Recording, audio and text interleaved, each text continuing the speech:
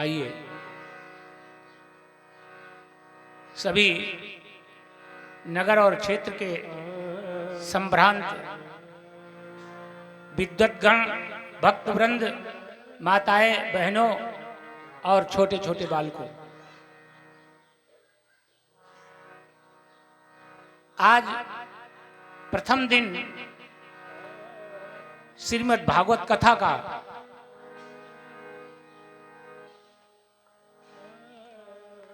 जो कथा हमें जीवन के अंतिम चरणों में मुक्ति को दिलाती है।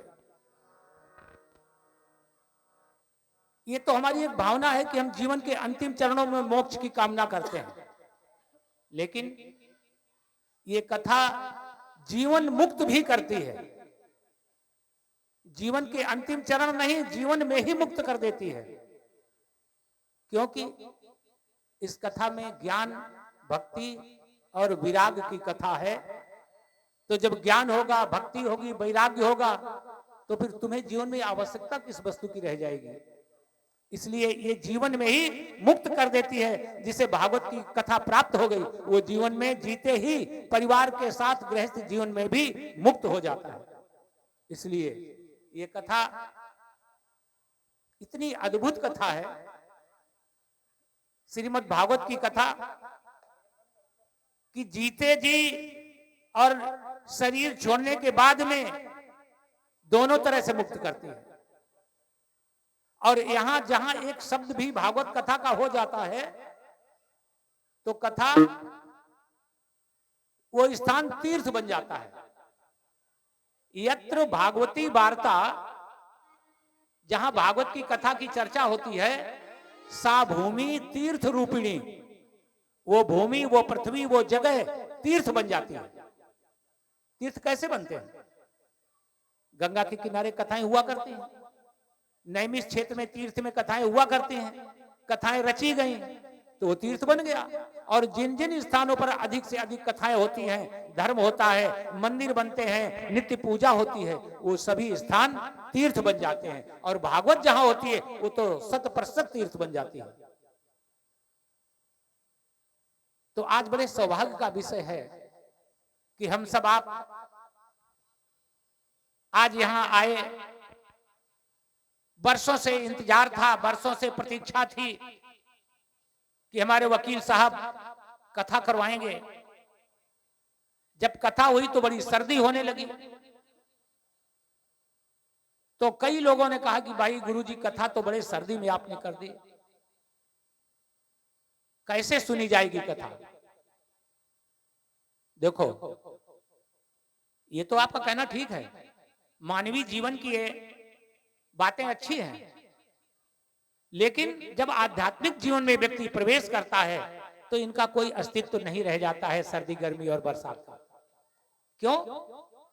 ये तितिक्षा है, शीत उष्ण द्वंद्व सहिष्णुता तितिक्षा। जो सर्दी, गर्मी, बरसात, असंजपात, ओले गिरे, बर्फ गिरे, पत्थर गिरे, वहां पर भी जब भक्त साधना करता है तो परमात्मा उसे आशीर्वाद देता है, प्रसन्न होता है और उसे दर्शन देता है। भक्तों को बड़ा कष्ट सहन करना पड़ता है। दूसरी बात, अच्छा देखो, जो साधना की जाती है तो लोग कहते हैं कि साधना करने के लिए हम चले जाएंगे हिमालय पर। तो हिमालय क्यों चले जाते हैं? हिमालय पर क्यों साधना करने जाते हैं? क्योंकि हिमालय ठंडा है और साधना ठंड में ही होती है। अधिकांश जितने पुण्य के कर्म प्रारंभ होते हैं, गंगा का स्नान होता है, 1 महीने तक गंगा के तट पर लोग पड़े रहते हैं। कुंभ का स्नान होता है, रामनगरिया लगाई जाती है। क्यों? क्योंकि भयंकर सर्दी होती है, उस समय ठंडी हवाएं चलती हैं, ऊपर से बरसात भी होती है, कभी कभी ओले भी गिरते हैं, लेकिन लोग वहां पड़े हुए गंगा के रेत में और भगवान की साधना करते हैं। तो सर्दी की क्या जरूरत, क्या भय सर्दी से? हिमालय पे लोग साधना करने इसलिए जाते हैं कि जब हिमालय जाएंगे तो वहां साधना सिद्ध हो जाएगी, वहां भगवान के दर्शन होंगे। आज भी उसको देवभूमि कहते हैं। हिमालय को क्या कहते हैं? उत्तराखंड देवभूमि। तो देवताओं का निवास उस शीत स्थान में है। वैसे तो सर्वत्र भगवान व्याप्त है, देवता सब जगह रहते हैं, लेकिन अगर तुम्हें साधक बन करके जाना है तो ठंडे स्थानों में बैठ करके, पहाड़ों की गुफाओं में बैठ करके, नदी और समुद्र के तट पर बैठ करके साधना करने से जो आनंद मिलता है वो गर्मी में नहीं मिल पाता, क्योंकि साधना में स्वयं एक गर्मी होती है। जब व्यक्ति के अंदर साधना होती है तो उसके अंदर गर्मी पैदा हो जाती है। तभी तो लोग देखा हिमालय में रहते हैं बिना कपड़े के, बिना वस्त्रों के, बिना कुछ खाए पिए, वहां स्वस्थ बने रहते हैं। क्यों? क्योंकि साधना में स्वयं एक शक्ति है। इसलिए आप इससे मत घबराइए, ये साधना का समय ही है, इससे बड़ा उत्तम और कोई समय हो ही नहीं सकता है। ये साधना का समय प्रारंभ हो गया है। इसलिए आप ये चिंता न करें कि सर्दी है कैसे कथा सुनेंगे। सब लोग कथा सुनो। यहाँ व्यवस्था भी हमारे वकील साहब ने कर रखी, आग की व्यवस्था है, तापिए। अब जब पंडाल में बैठेंगे तो सब एकत्र बैठेंगे तो गर्मी बढ़ जाएगी, ठंड कम लगेगी और अधिक सर्दी लगेगी, तो आग की व्यवस्था है। इसलिए कोई परेशानी नहीं, आप लोग ये चिंता न करें कि साधना या कथा या ये धर्म का कार्य ऐसा कैसे हो पाएगा, विघ्न हो जाएगा, बड़ी सर्दी है, लोग आएंगे नहीं। नहीं, जिसके भाग्य में होता है वही आता है। सब कहाँ हिमालय पर जा सकते हैं, सभी संत कहाँ बन सकते हैं, सभी साधना के लिए मंदिरों में कहाँ पहुंचते हैं, सभी बद्रिकाश्रम कहाँ जा पाते हैं, सभी जगन्नाथपुरी कहाँ पहुंच पाते हैं। जिसके भाग्य में होता है वही। जा पर कृपा राम की होई, पर कृपा करें। तो प्रभु की कृपा चाहिए, राम की कृपा चाहिए। अब जिस पर राम की कृपा होगी वो कथा सुनने आ ही जाएगा। तो कथा का प्रारंभ, अति हरि कृपा जाहि पर होई, अति हरि कृपा जाहि पर होई, पाँव दे बारक सोई, पाँव दे बारक सोई, अति हरि कृपा जाहि पर होई, अति हरि कृपा जाहि पर होई, अति हरि कृपा जाहि पर होई।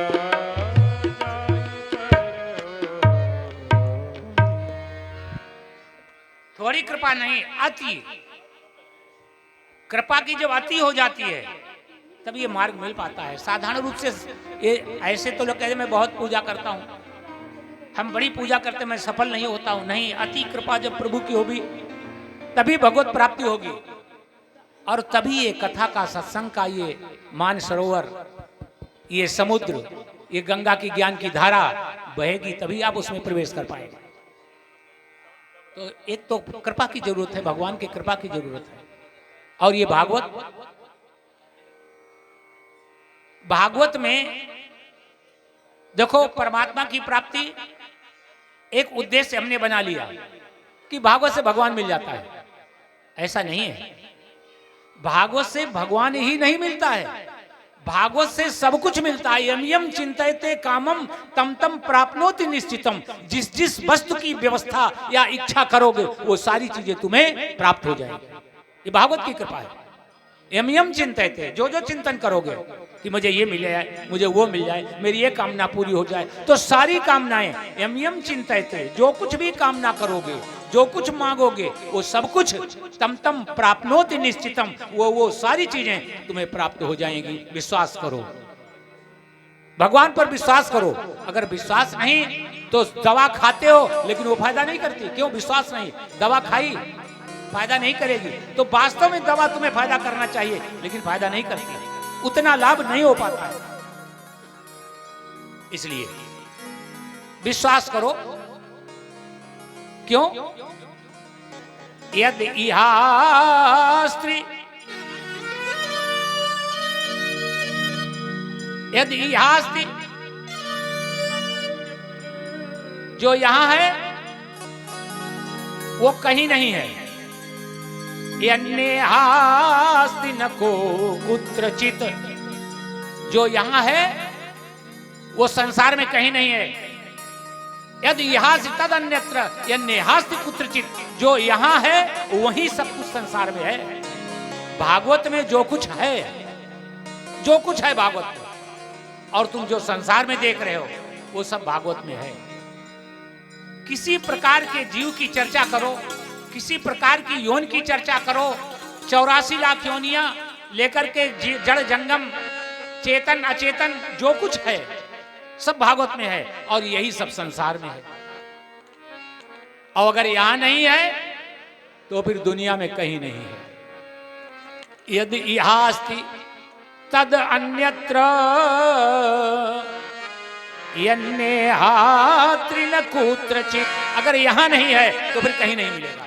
इसलिए अब इतना बड़ा ग्रंथ रखा, इतनी बड़ी महाशक्ति, इतनी बड़ी ताकत तुम्हारे पास, और तुम भटकते हो इधर उधर। तुम्हारे पास सारा ग्रंथ, सारी शक्ति, सारे देवता, सब कुछ शक्ति श्रीमद् भागवत में विद्यमान, और तुम भटक रहे हो कहां? मजारों पे दौड़ रहे हो, पेड़ों के पास दौड़ रहे हो, बाबा संतों के पास दौड़ रहे हो। कौन संत? अरे संत जो हो वो बुलाते नहीं हैं, वो कभी न्योता नहीं देते मेरे पास आओ मैं तुम्हें दवा दूंगा। संत की कृपा बरसती है। आज के संतों के विषय में आप उन संतों के पास जा रहे हैं जो तुम्हें ठग रहे हैं, जो ढोंग कर रहे हैं, जो आडंबर कर रहे हैं, हम उनके पास जा रहे हैं। कैसे कल्याण हो? कल्याण तो इसलिए नहीं होता कि हम सत्यता को प्राप्त नहीं कर पाते हैं। और भागवत में सत्यम परम धीमहि, ये भागवत सत्य का स्वरूप है। सत्यम परम धीमहि, संसार में जो कुछ है वो सत्य है, परमात्मा। और भागवत में इयं वाङ्मयी मूर्ति, ये जो भागवत है इसे आप साधारण पोथी मत समझिए, ये पुस्तक नहीं है। कोई अपने धर्म को, पुस्तक को रख के उसको चद्दर चढ़ाता, उस पे बोसा लेता है, उसके ऊपर पंखा बेजन डुलाता है, सेवा कर रहा है गुरु ग्रंथ साहब। और अन्य धर्मों में भी अपने ग्रंथ की पूजा की जाती है, और तुम अपने धर्म को नहीं समझ सकते, अपने ग्रंथ को नहीं समझते, अपने ज्ञान, अपनी आध्यात्मिक शक्ति को नहीं परख पा रहे, तभी तो भटक रहे हो। ये ग्रंथ क्या है? ये भागवत केवल पोथी नहीं है, ये स्वयं साक्षात भगवान का, कृष्ण का स्वरूप है। इयं वाङ्मयी मूर्ति, ये साहित्य रूप में, वाङ्मय रूप में भगवान कृष्ण की मूर्ति विद्यमान है। इसकी हम पूजा करें। अगर हम सामने आए तो हमने सोचा कि पोथी रखी है, चले गए, नहीं। यहाँ भगवान कृष्ण को तो दिखाई नहीं पड़ रहे, भगवान कृष्ण कहाँ है? कहते मैं क्या करूं, वहां जाकर मूर्ति रखी तो मूर्ति को प्रणाम करते हो। मूर्तियां तो यही साकार रूप में, लेकिन जो भागवत की पोथी रखी है ये स्वयं भागवत का, भगवान का स्वरूप है। भगवान को आकर के जो झुकता नहीं है तो उसे भगवान कैसे प्राप्त होगा? इसलिए ये वाङ्मय मूर्ति भगवान कृष्ण की रखी हुई, भगवान ने इसमें अपने को प्रवेश कर दिया है, इसलिए भागवत को प्रणाम करो। सर्वप्रथम जब आइए पांडाल में तो सर्वप्रथम हमें भागवत को झुक करके प्रणाम करना चाहिए, झुक करके प्रणाम करना चाहिए, और जानना चाहिए कि भगवान सामने बैठे हुए। क्यों? हमें लगता है कि मूर्ति रखी हुई है, फूल रखे हुए, पुस्तक रखी, नहीं, ये पुस्तक को साक्षात भगवान। तभी तो यदि यहाँ से जो यहाँ है वही संसार में, सारे संसार में विद्यमान है। और अगर यहाँ नहीं समझ पाए तो कहीं नहीं, चाहे जहां ढूंढने जाओ फिर कहीं नहीं मिलेगा। तभी तो बाबा कबीर ने कहा था, मुझको कहां ढूंढता बंदे, मैं तो तेरे पास में। मुझको कहाँ ढूंढता बंदे, मैं तो तेरे पास में। ढूंढता बंदे, मैं तो तेरे पास में।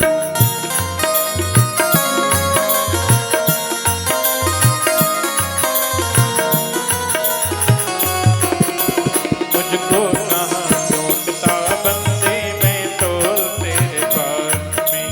मुझको कहाँ ढूंढता बंदे, मैं तो तेरे पास में। हम ढूंढने के लिए तीर्थों पे जाते हैं, मंदिरों में जाते हैं, गुरुद्वारों में जाते हैं, मस्जिदों में जाते हैं, यहाँ मिल जाएगा भगवान, शायद यहाँ मिल जाएगा भगवान। हम पूरे भारत के देश विदेश के तीर्थों में भटकते हैं, लेकिन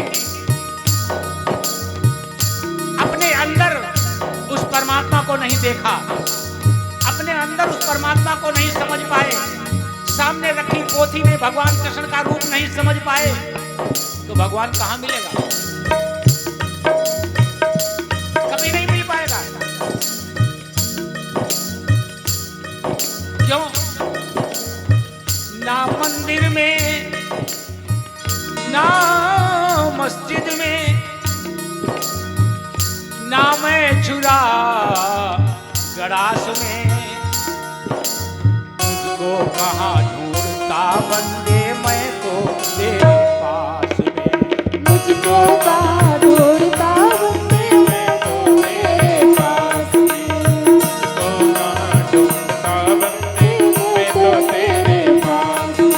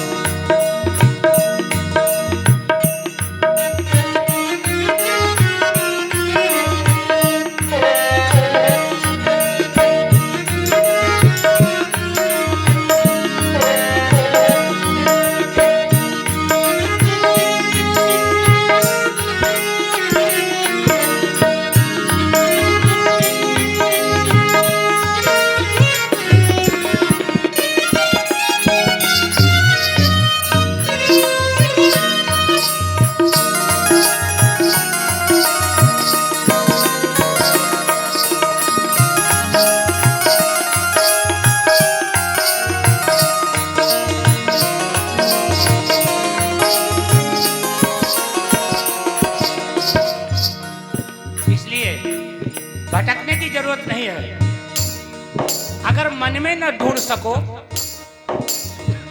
तो इस पांडाल में आओ, और इस पांडाल के भागवत के इस पांडाल में भगवती की वार्ता, भगवान की वार्ता, इस श्रीमद् भागवती कथा को और इस ग्रंथ को साक्षात कृष्ण का रूप मान करके 7 दिन तुमने अगर ये निश्चय कर लिया कि मैं भगवान की पूजा कर रहा हूं, ये भागवत भगवान है, तो निश्चित सारी मनोकामनाएं पूरी हो जाएंगी।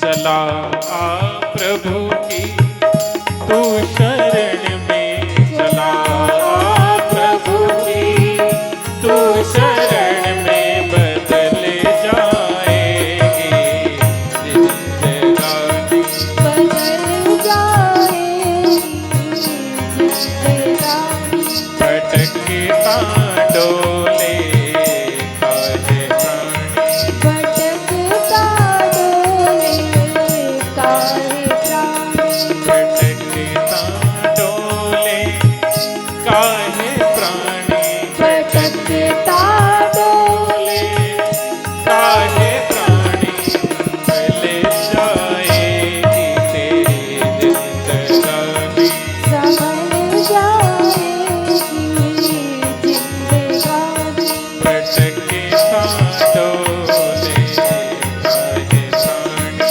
भटकता डोले काहे प्राणी।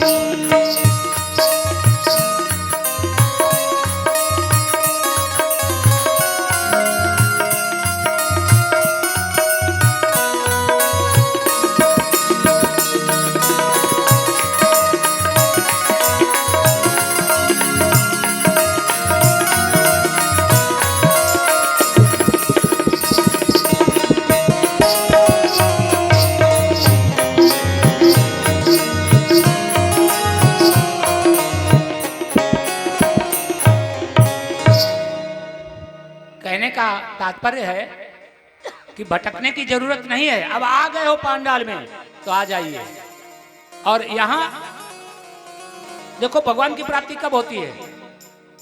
यहाँ जब आइए तो मन को निर्मल करके आइए। अगर मन में जला भी कलुषता है, मन में कुछ द्वेष है, मन में कुछ अंतर्द्वंद है, मन में कुछ गड़बड़ है, मन शुद्ध नहीं है, तो भगवान थोड़े मिल सकता है। न कथा में कुछ आनंद आएगा, भाई कथा के लिए सबको बुलाया गया, न्योता दिया गया, मैं कैसे उनके यहाँ जाऊं, मैं उनके यहाँ कैसे जाऊं, अगर ये विचार करोगे तो अपना नुकसान है। क्यों? यहाँ तो भगवान का दरबार है, यहाँ किसी का दरबार नहीं है। यहाँ किसका दरबार है? ये भगवान का दरबार है। यहाँ पर वैकुंठ है, यहाँ पर तीर्थ है। तो जब तीर्थ में आ रहे हो तो तुम्हें कुछ किसी की जरूरत नहीं, अपने आप आओ, बिना बुलाए आओ। अगर बुलाए तब भी आओ, न बुलाए तब भी आओ, और विरोध हो तब भी आओ, और मित्रता हो तब भी आओ। ये भगवान का दरबार है, यहाँ पर आइए, स्वतंत्र होकर के आइए। क्यों? अगर जरा भी मन में खोट है, मन में जरा भी गंदगी है, मन में जरा भी पाप है, मन में जरा भी द्वेष है, मन में जरा भी तुम्हें लगता कि मैं कैसे जाऊं उनके दरवाजे, भयभीत हो रहे हो, नहीं, जानते हो का? निर्मल जन मन सो मोहि पावा, निर्मल मन जन सो मोहि पावा, निर्मल मन जन सो मोहि पावा, मोहि कपट छल छीन भावा, मोहि कपट छल छीन भावा। निर्मल मन जन सो मोहि पावा, निर्मल मन जन सो मोहि पावा, सो मोहि पावा, सो मोहि पावा, सो मोहि पावा। किसको भगवान मिलता है? निर्मल मन जन सो मोहि पावा, मोहि कपट छल छिद्र न भावा। अगर कपट करोगे, छल छद्म करोगे, तो चाहे जितनी पूजा करो, चाहे जितनी साधना करो, चाहे जितने तीर्थों पर जाओ, लेकिन भगवान की प्राप्ति तो बहुत दूर, हृदय को शांति भी नहीं मिलेगी। क्यों? हम अपने को संतुष्ट करें तभी तो भगवान मिलेगा, हम अपने को निर्मल करें तभी तो भगवान मिलेगा। लेकिन ना हम निर्मल हो पाए, ना हम संतुष्ट हो पाए, और तीर्थ सारे घूमे, पैसा बहुत खर्च किया, घर में जब आए तो अशांति। भगवान की कथा सुनकर के परम शांति न मिली तो फिर तुम्हारे घूमने से, भटकने से, पैसा खर्च करने से क्या फायदा हुई? इसलिए और बताएं, भगवान की कथा, इसमें 3 चीजें हैं: भक्ति, ज्ञान, वैराग्य। और कथा जब प्रारंभ हुई तो जब इसमें मंगलाचरण किया गया, जो महात्म के श्लोकों का मंगलाचरण 3 बार भागवत में मंगलाचरण हुआ है। तो पहला मंगलाचरण महात्म्य में किया गया, तो उसमें भी 3 बातें हैं। प्रथम श्लोक की व्याख्या हम करेंगे और सुखदेव जी की वंदना करेंगे। इसके बाद में लखनऊ से पधारी हुई